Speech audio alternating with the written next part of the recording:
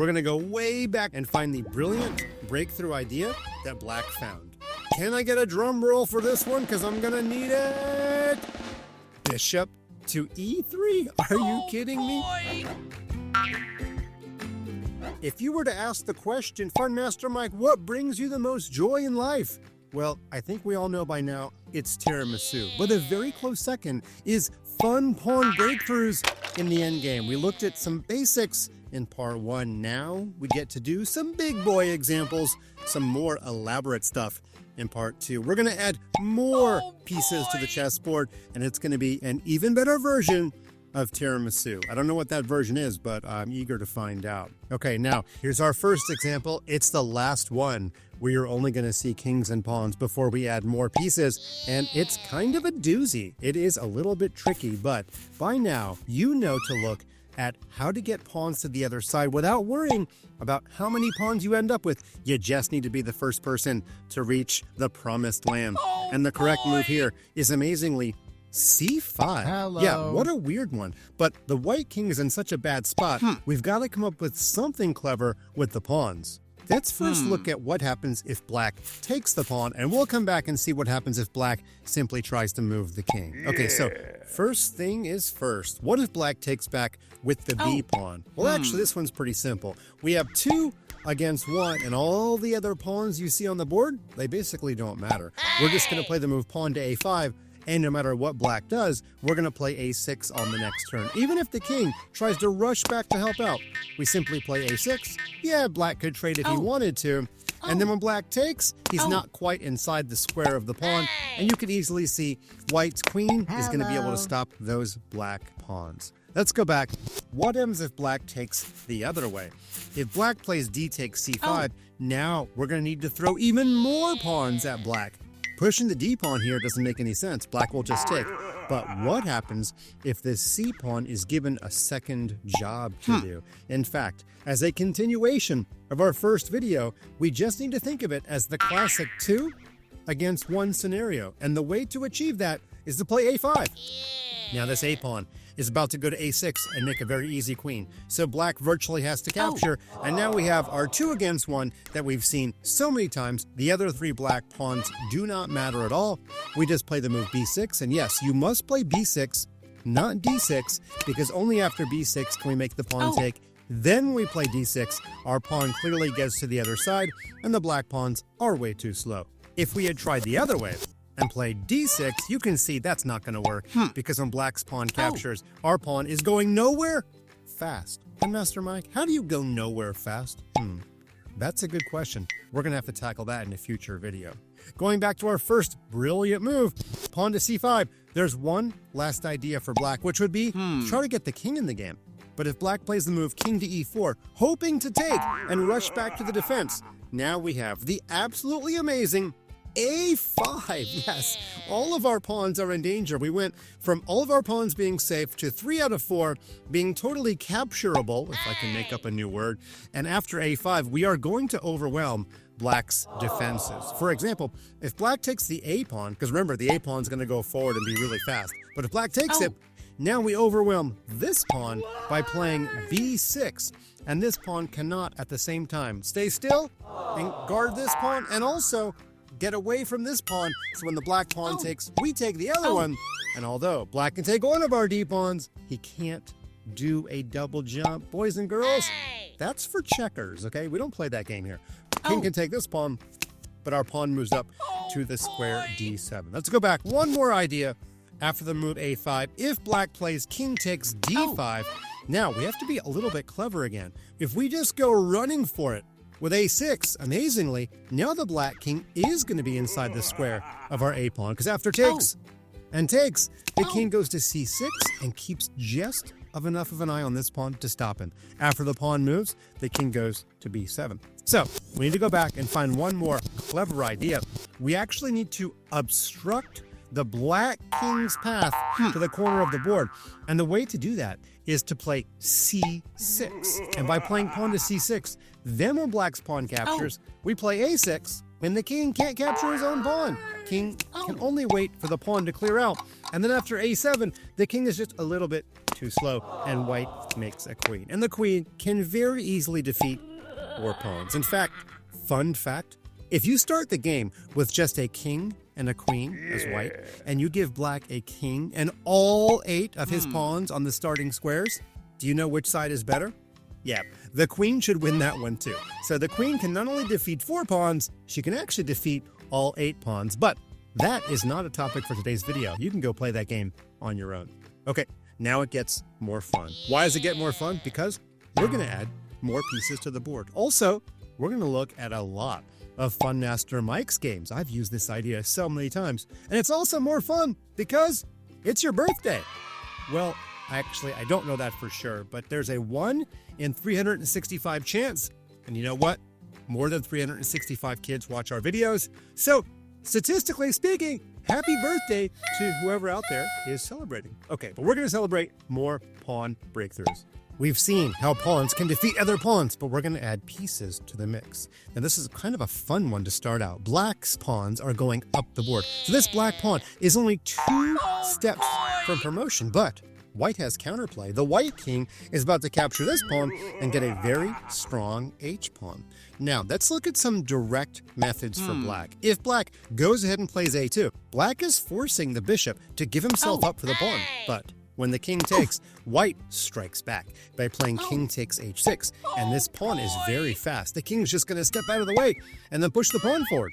And the only piece that black has that can keep an eye on the h-pawn is the bishop. So black might try pawn to g4, discovered check, and the bishop keeps an eye on the path of the h-pawn. But when the king moves, it's actually really simple for white to hold the draw, because all white has to do on the next turn, well, white might be able to play h6. However, the simplest thing for white is just to play the move king to f5, and black is all out of pawns, because that pawn is either going to get captured or he's going to push, and there's going to be a trade, and black cannot win with only a bishop and no pawns on the board. Remember our video we already did?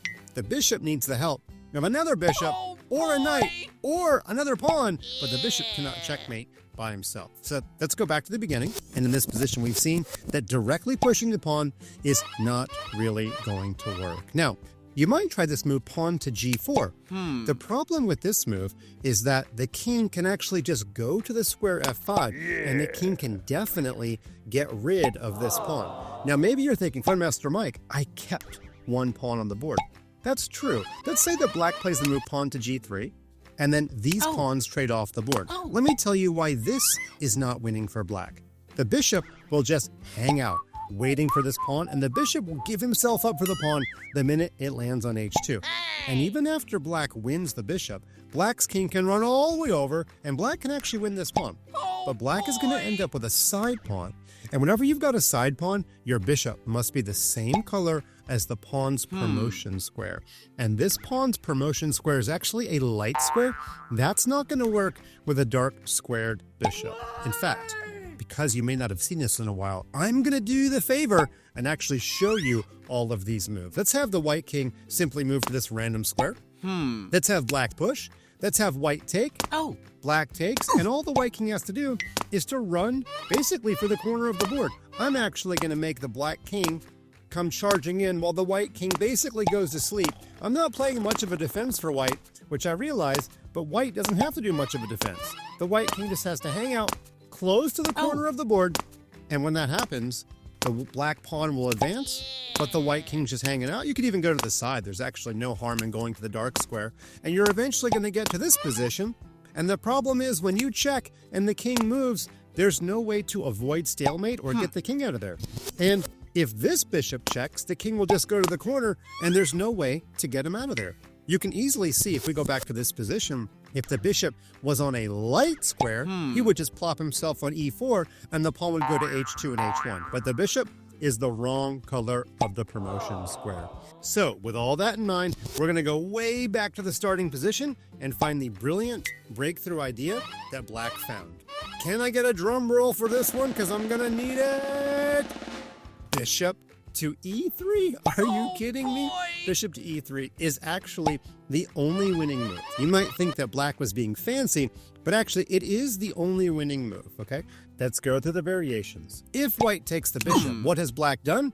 Black has diverted the white pawn away from the g file, and this pawn is no longer guarding g3, so now black's pawn comes up to the square g4, and this poor bishop cannot possibly stop both the g pawn and the a pawn, and white's counterplay is way too slow. For example, if king takes, we play g3, and then if you try to stop the pawn by playing bishop to d5, we'll just play the move a2. And when you take, I don't even have to capture your bishop, although strangely enough, I do have time because your king unfortunately has to move to the g file.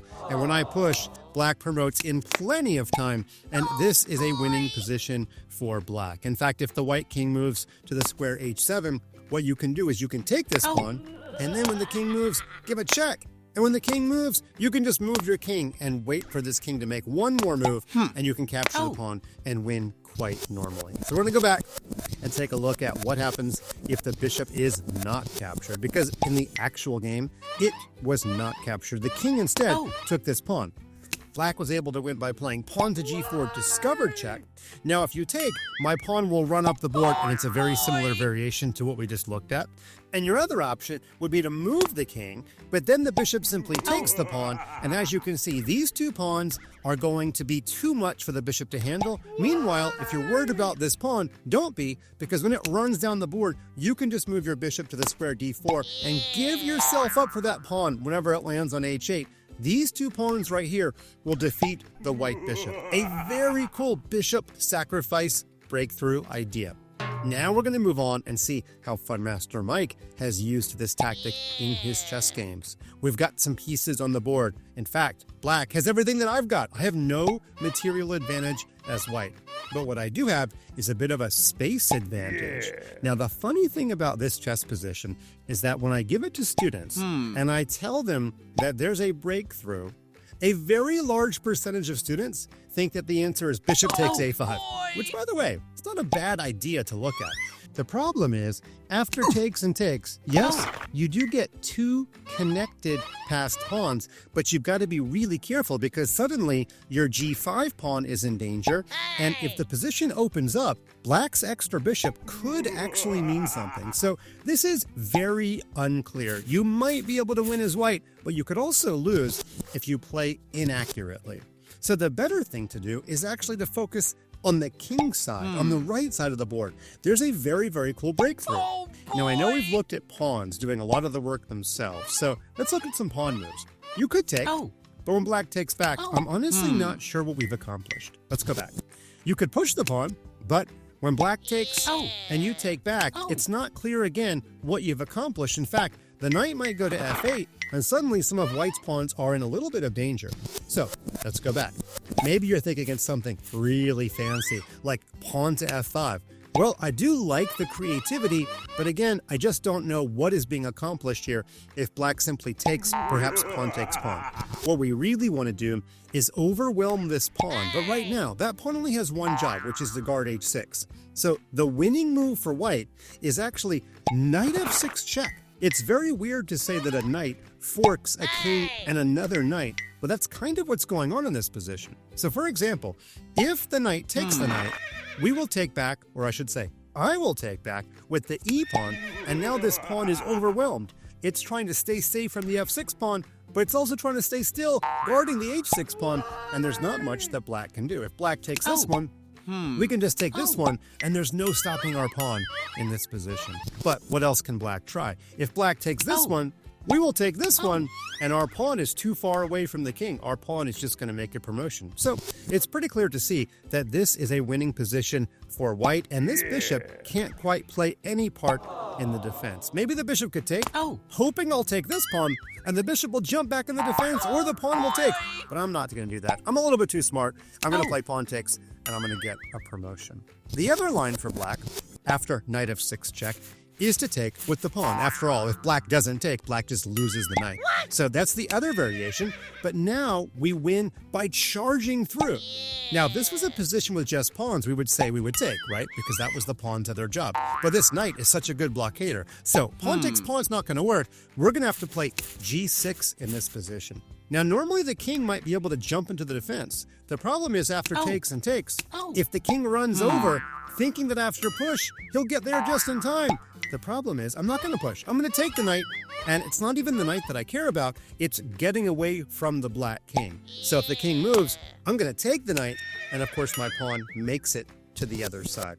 And if black moves the knight, there's nowhere the knight can move to stop the pawn. If the knight goes back here, I'll just push.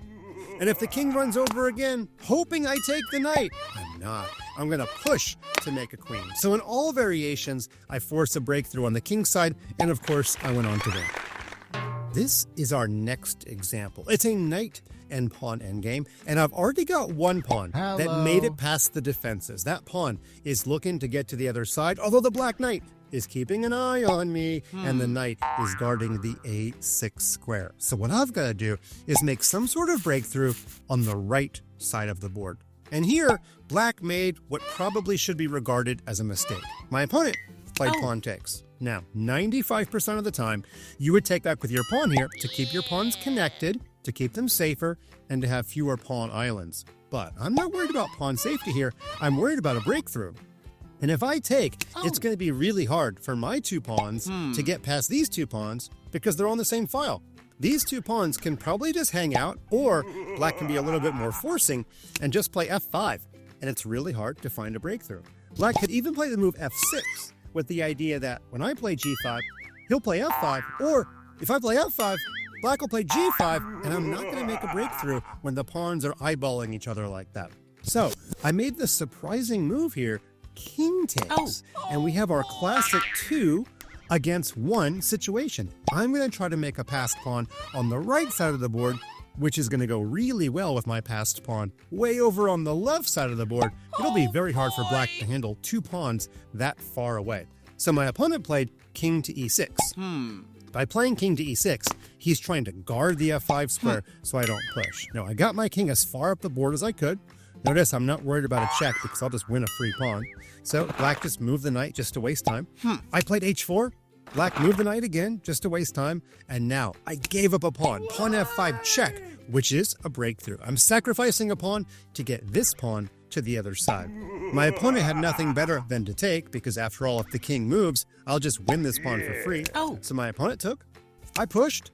My opponent moved the king in. I pushed. My opponent gave a check. My king moved.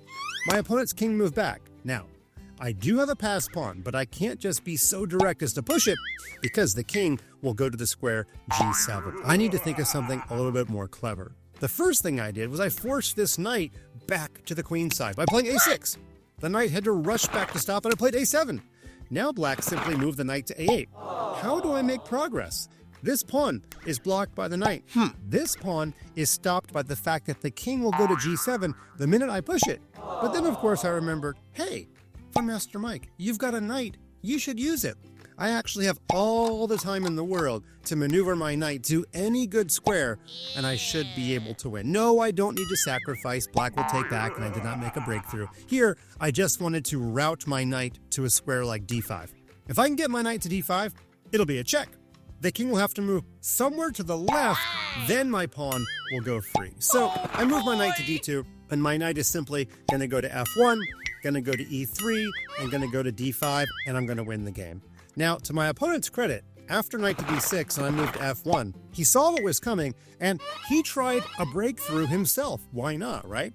Black is losing, but he tried to make my life difficult by playing d5 and using his 2 against my 1. The problem is, my guys are just a little bit faster. So I took, my opponent pushed, but now I've got 3 passed pawns. I pushed, my opponent pushed, I pushed again. This poor knight is trying to stop this pawn and keep an eye on this pawn. So if he takes, I get a queen, and my opponent played the king back. But now nothing's guarding this pawn, and I had the very funny position of 3 pawns on the 7th rank, a very cool breakthrough. My opponent played c2. I could have actually stopped the c-pawn, but I won in quite a fun way. I played h8 queen.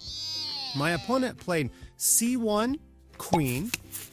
Then I played d8 queen. That's right, 3 promotions on 3 consecutive moves.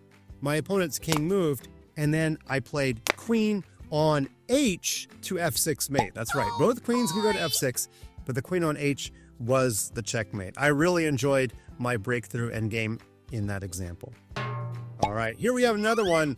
I think this one's a little bit easier for you. I'm giving you a little break, chess kids, but I was white in this position. Now, I do have one passed pawn that's looking to get to the other side, but what I really wanted was more passed pawns. After all, even if my f-pawn comes forward, both the king and even the queen can rush back and try to keep an eye on that pawn. What I really wanted was a passed h-pawn. We already just saw how good passed pawns on the side of the board can be because of how difficult they are to stop. So, how do I make a passed h-pawn?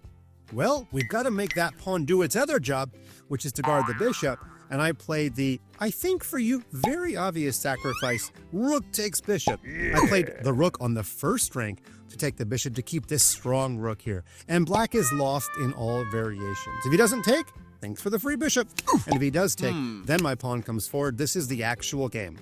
My opponent took, but I took back. Now I've got two connected passed pawns, and if this rook takes, my pawn is clearly getting to the other side. My opponent played queen d8, but then I just pushed.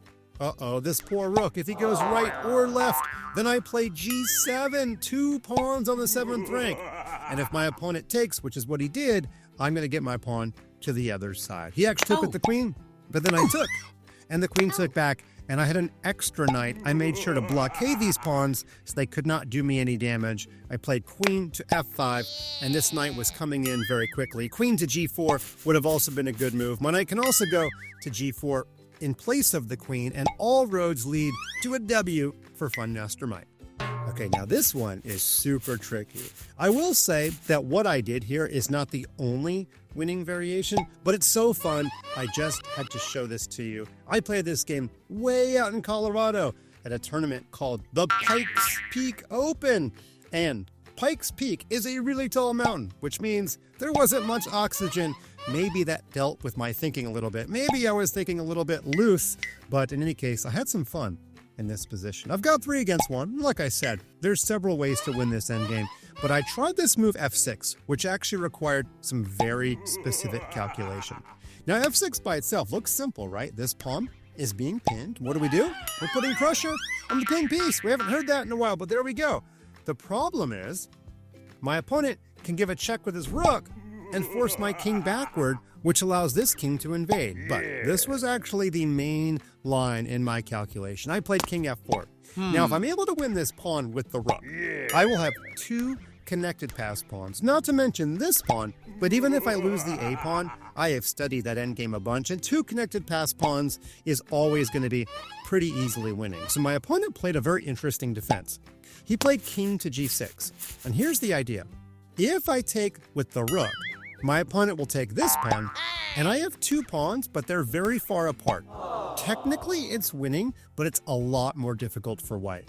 And also, if I play pawn takes, I have 3 passed pawns, but because my 2 g-pawns are stacked on top of each other, again, it felt to me like the win could be a little bit difficult. So, I had all this planned, and I played the move f7. Ooh, now this pawn is about to make a promotion. And if this rook suddenly gets defensive and plays the move rook to c8, then I can just make a move like rook to e7, clearing out this pawn, and maybe play rook to e8. I thought that was pretty easily winning. So my opponent played this move rook c1. What a clever idea. And the rook is going to come behind my king. So if I promote to queen, the rook just gives a check, and now I'm simply losing my queen, and although it's technically winning, again, you don't want to give yourself such a small margin for error. You don't want to have to win these very, very difficult rook and pawn endgames. So my opponent was probably thinking that he got me. He tricked me with this rook c1 move, but it was not to be. What did I do while playing chess at 14,000 feet? Promote to knight! Who saw it coming? Promote to knight is check, which doesn't give my opponent time to play rook to f1. And what my opponent did here, well, he's actually getting mated, because if the king moves, it's a very fun pawn mate. Look at that mating pattern. I loved that. Instead, he went the other way, and I still got to play a pretty fun mating pattern, rook to a6 check, and then when the pawn comes forward, rook takes pawn is a very cool Arabian mate where the pawn plays a part in the checkmate. So I quite loved it. One of the few times in chess I under-promoted, but it all began with a pawn breakthrough. Okay, 2 more fun Master Mike examples. I'm going to give you a little warning, warning, warning, danger. This is actually an example of defensive pawn breakthrough. I had to prevent a breakthrough. That is your big hint for this position. Now, I've played g4, and I'm getting ready to create some sort of passed pawn on the king side. And this whole idea began by getting all the rooks off the board. That way, black's king side would be helpless. So I traded every single rook. Rook takes, rook takes, rook takes, king takes, pawn takes, pawn takes, king h4. Yeah. So far, it looks pretty easy, right? I'm just going to take the pawn and barrel my h-pawn up the chessboard. However, I gave you a warning. My opponent decided that he needed the knight in the defense, and he played knight to d8, hoping that the knight could rush over and help stop this pawn. But remember, chess kids, what I've told you before. If you have an extra pawn, the easiest kind of endgame to win is usually a king and pawn endgame. So although I love my bishop in this position, I'm very happy to trade bishop for knight if it results in a winning king and pawn endgame. So I did. Bishop takes, king takes, and then I took the pawn, right? Right? Right? No, because I've always got to be on guard for my opponent's ideas, and there's a breakthrough for my opponent. If I take this pawn, kids, I lose the game. And do you think I'm going to show you my losses on YouTube? Well, actually, I've done it plenty before, okay? There is a learning moment when it comes to losses, but you know what I prefer? I prefer learning and winning, although we do learn a ton from our losses, chess kids. Very important for you to understand that. Black would have played b5, and these two pawns very simply overwhelm this pawn. When I take, black plays the move a4, and the black king is plenty close enough to stop this pawn. Meanwhile, my passed pawn is way too slow, and my king is so far away from black's a-pawn. Black will make the first queen. Black will win. Sad fun master. So let's go back here.